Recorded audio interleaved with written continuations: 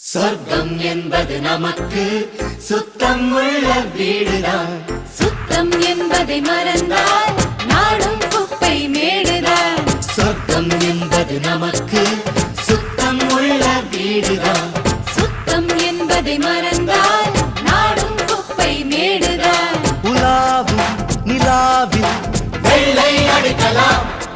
எங்கேயும் எப்போதும் சுத்தப்படுத்தலாம்.